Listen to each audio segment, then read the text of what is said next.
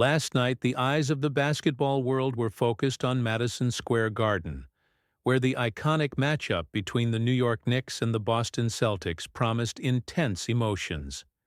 Game 1 of the Eastern Conference playoff series was not just a sports battle but a true test of skills, strategies, and resilience. With high expectations, fans were eager to see whether their teams would deliver a memorable spectacle, or on the contrary, be the protagonists of a disappointment. From the opening whistle, the atmosphere was electrified. The Knicks, led by their rising star, showcased an aggressive and dynamic game, seeking to dominate the action from the first quarter. With solid defense and fast break plays, they quickly established a lead, fueling the passion of their fans who filled the stands. The chemistry among the players was undeniable, and each converted basket was celebrated as a monumental achievement.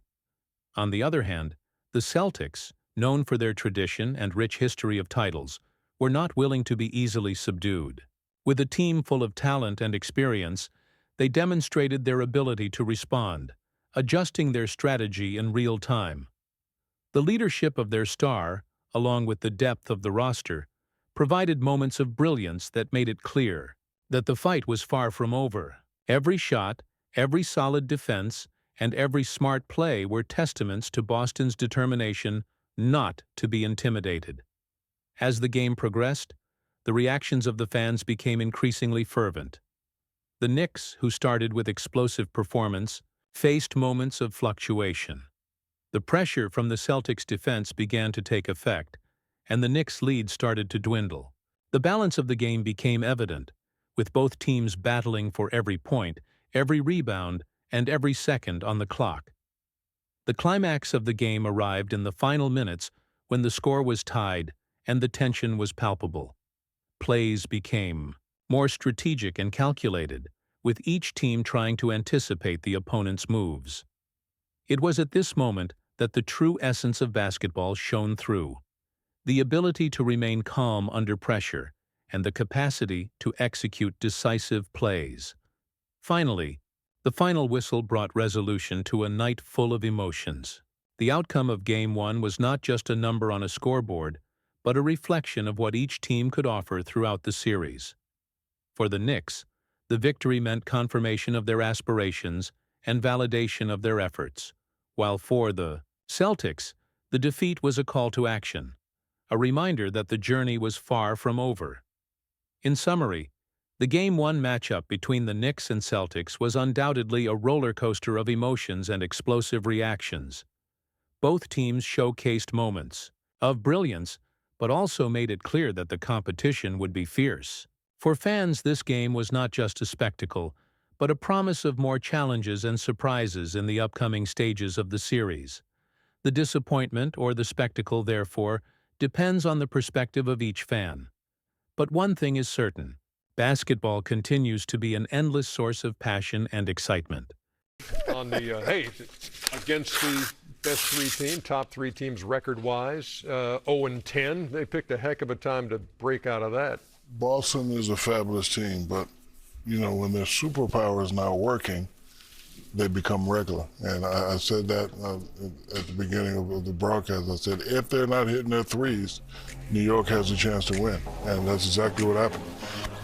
Jaylen Brown made interesting points, but you need to have the wherewithal to make that point during the game. Like, hey, man, we're shooting too many threes. I play with a guy that shot a lot of threes, and if we miss 2 or 3 in a row, I have to look at my guy and be like, hey, don't shoot another 3.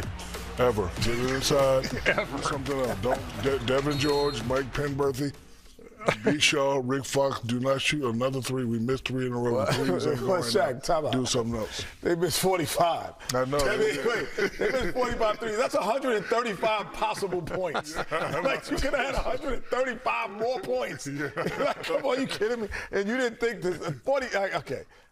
Top 5, 10, 45. Yeah, that's 135 points. There's nothing else to say, man. There's nothing else to say. And you would think, and first of all, the players should be smart enough, but the coach got to call a timeout. Says, guys, we shot 15 threes out of 16 or whatever, somewhere in there. Let's run a play and take the ball to the basket. Like, see that paint?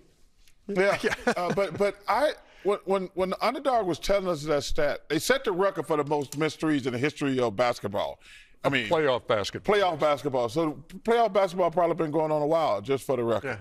But I never heard a stat like that before. 19 out of 20 shots. No, I don't think I've heard 45. I don't know what the record. No, that's the I record. don't know what the regular season record is, but that got to be close to that underdog. Wait, is that that's got to be the regular season record too? It's got to be close to the regular season. Whatever, it's a Whatever, it's a playoff. lot. Yeah, Like, that's 135 points. like if you take 20 shots in an NBA game and 19 of them are threes, and you clearly missing. You clearly missing. Man, that's crazy. But you know what? Hey, I'm just an old get off my lawn guy. I want to just pass it down low to me and Shaq, our big fat asses. 15 for 60. Yeah, I'm the old get off my lawn guy. Just get the ball down low to me and Shaq. So just Let keep me missing dominate. damn 19 out of 23, you damn dummies. Still to come on Inside. You won't want to miss it at the end of the night. A little spelling bee here inside Studio